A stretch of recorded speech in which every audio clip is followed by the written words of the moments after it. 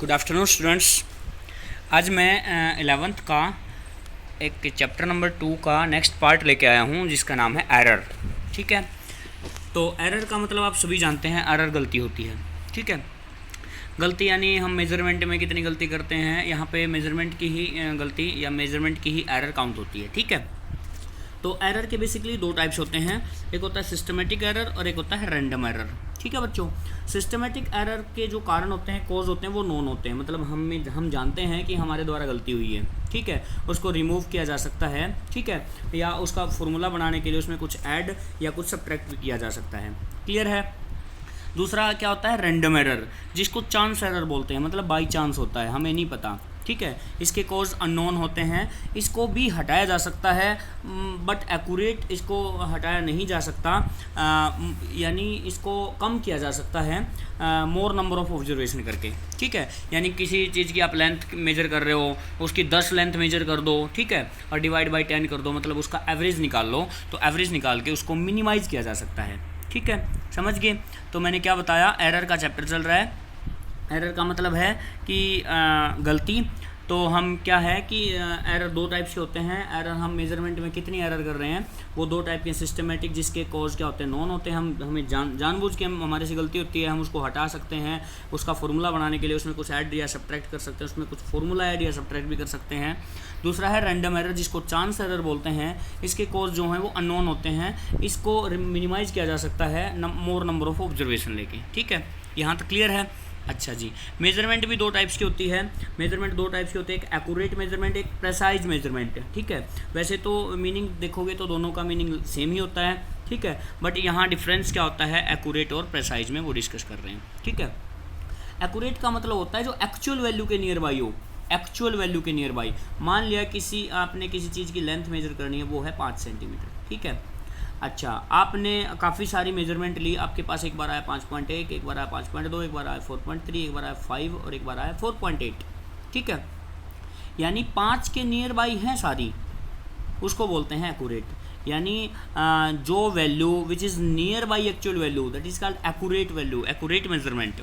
ठीक है, अच्छा जी, जैसे लेंथ का मेजरमेंट मैंने बता दिया, इतना मेजरमेंट किया और एक्चुअल थी वो 5 सेंटीमीटर की, तो ये एक्चुअल वैल्यू के नियर बाई है। ठीक है, अब बात आती है प्रेसाइज की। प्रेसाइज का मतलब है मान लिया कोई मेजरमेंट की आपने, जैसे एक आया 6.10, एक आया 6.11, एक आया 6.12, एक आया 6.03।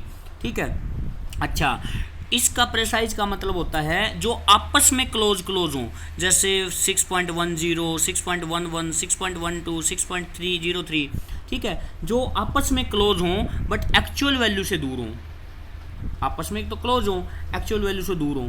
ठीक है, अच्छा जी, तो समझ आ गई मेरी बात है, जो आपस में तो क्लोज हों और एक्चुअल वैल्यू से दूर हों। और ये क्या था, जो एक्चुअल वैल्यू के नियर बाई हों और आपस में क्या है, दूर हों, जैसे 5.10, 5.20, 5.30, 5.00, 4.80। ठीक है, आपस में तो दूर हैं ये, लेकिन एक्चुअल वैल्यू के ये नियर बाई हैं, ये आपस में क्लोज हैं, एक्चुअल वैल्यू से दूर हैं, बट ये डिफरेंस है बस। ठीक है, तो यहाँ पे क्या देखा हमने कि जो एक्यूरेट वैल्यू है वो प्रेसाइज नहीं है और जो प्रेसाइज वैल्यू है वो एक्यूरेट नहीं है। बात समझ आ रही है। अच्छा, तो इसके लिए क्या है कि क्या कोई ऐसी वैल्यू हो सकती है जो एक्यूरेट भी हो और प्रेसाइज भी हो? हाँ, बिल्कुल हो सकती है। जैसे 5.00 कोई मेजरमेंट है, 5.01 है, 5.02 है, 4.99 है, ये एक्यूरेट भी हैं। मतलब एक्यूरेट का मतलब क्या समझे आप? एक्यूरेट का मतलब यहाँ देखो, जो एक्चुअल वैल्यू के नियर बाई हैं, और इसका प्रेसाइज का मतलब जो आपस में क्लोज हैं। तो ये क्या चीज़ है, एक्चुअल वैल्यू के नियर बाई भी हैं और आपस में भी क्लोज हैं। आगे समझ में? तो ये क्या है, ये एक्यूरेट भी हैं और प्रेसाइज भी हैं। ये क्वेश्चन आ सकता है एग्जाम में। ठीक है, यहाँ तक क्लियर हुआ। एरर की बात कर लेते हैं। जैसे मेजरमेंट आयरन रोड ले ली कोई भी हमने, एक आयरन रोड है, उसकी मेजरमेंट कर ली हमने, जैसे 6.1 सेंटीमीटर, 6.2, 6.3, 6.0, 6.4, ऐसी मेजरमेंट आई हमारे पास 5। ठीक है, अच्छा जी, तो उसकी एक्यूरेट वैल्यू निकालना चाह रहे हैं। एक्यूरेट मतलब एवरेज वैल्यू यानी मीन वैल्यू। ठीक है, मीन को मैंने लिखा x और उसके ऊपर लगा दिया बार, मतलब इससे लिखेंगे हम एक्यूरेट वैल्यू को। ठीक है। तो मीन निकालने के लिए आपको पता है, मीन वैल्यू या एवरेज आपको पता है कैसे निकालते हैं, सभी को ऐड कर दो, डिवाइड बाई जितनी भी मेजरमेंट है, 1 2 3 4 5, तो 5 से डिवाइड कर दो, यानी आ गई 6.2 सेंटीमीटर। तो क्या है कि 6.2 लेंगे हम, इतनी लेंथ लेने की बजाय, मतलब जो नियर बाई एक्चुअल है, एक्यूरेट है, वो 6.2 लेंगे आगे, यानी इन सभी का मीन ले लेंगे। इसके बाद क्या है, एब्सोल्यूट क्या है, एब्सोल्यूट यानी ये एक्स बार की वैल्यू आ गई।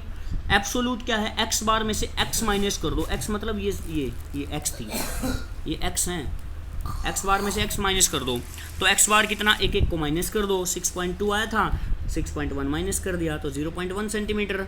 बोलो 6, नेक्स्ट में क्या करेंगे, 6.2 से नेक्स्ट वैल्यू 6.2 माइनस कर दी, 0.0, तीसरी वैल्यू माइनस कर दी तो माइनस 0.1, चौथी माइनस कर दी तो माइनस मतलब 0.2, पाँचवीं माइनस कर दी तो माइनस 0.2। क्लियर है। अच्छा, ये आ गई एक्स बार माइनस एक्स, यानी एब्सोल्यूट एरर ये आई है।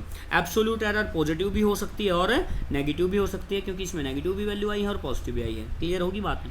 अच्छा जी, अब निकालना होता है मीन एब्सोल्यूट एरर। क्या निकालना होता है, मीन एब्सोल्यूट एरर।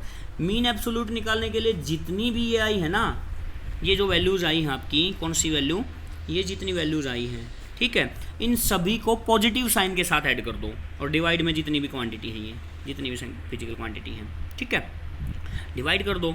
तो मतलब क्या कहना चाह रहा हूँ मैं, देखिए यहाँ पे मैंने लिख भी दिया है कि सभी को ऐड कर दो पॉजिटिव साइन के साथ, नेगेटिव नहीं लेना, सभी को ऐड कर दो, डिवाइड बाई कितनी संख्या थी, 5 थी, तो ये कितना आ गया 0.16 सेंटीमीटर।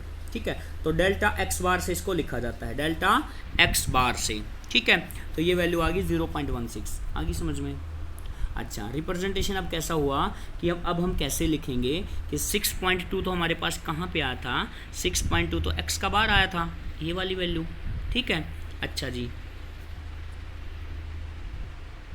6.2 तो हमारे पास वो आया था, ठीक है। अच्छा, ये लिख दिया मैंने 6.2, और अब डेल्टा एक्स यानी एक्स और एक्स का बार लिखना है, एक्स और एक्स का बार लिखना है। पहले एक्स का बार आया था, अब डेल्टा एक्स का बार लिखना है। एक्स का बार कितना 6.2, डेल्टा एक्स का बार कितना 0.16, तो यानी ऐसे रिप्रेजेंटेशन है 6.2 प्लस माइनस 0.16, ये रिप्रेजेंटेशन का मार्क है, ये ऐसे लिखना पड़ेगा। इसका मतलब क्या है कि 6.2 तो था ही, उसमें और कितनी गलती हो सकती हैं, 0.16 प्लस भी हो सकता है और 0.16 माइनस भी हो सकता है उसमें, तो ये रिप्रेजेंटेशन का तरीका रहेगा, याद रखना, ये क्वेश्चन में काम आएगा।